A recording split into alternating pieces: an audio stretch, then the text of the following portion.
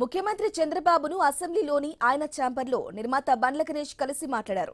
YCP ప్రభుత్వం చంద్రబాబుపై 2023లో కేసులు బనాయించి జైలుకు పంపింది. సీఎం చంద్రబాబు జైలు నుంచి విడుదలై ముఖ్యమంత్రి అయితే తిరుమలకు పాదయాత్రగా వస్తారని బండ్ల గణేష్ మొక్కుకున్నారు.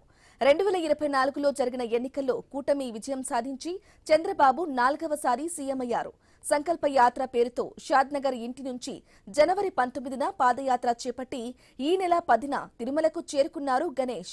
23 రోజుల పాటు 535 కిలోమీటర్ల మేర బండ్ల గణేష్ పాదయాత్ర సాగింది. 2 రోజుల క్రితం తిరుమల శ్రీ వెంకటేశ్వర స్వామివారిని దర్శించుకుని బండ్ల గణేష్ తన మొక్కును చెల్లించుకున్నారు. ఈ తరుణంలో అమరావతిలో సీఎం చంద్రబాబును కలిశారు. తిరుమల శ్రీవారి ప్రసాదాన్ని ముఖ్యమంత్రికి అందజేశారు. బండ్ల గణేష్ ను సీఎం చంద్రబాబు ఆత్మీయంగా పలకరించి ఆలింగనం చేసుకున్నారు. పాదయాత్ర సాగిన తీరును సీఎంతో బండ్ల గణేష్ పంచుకున్నారు.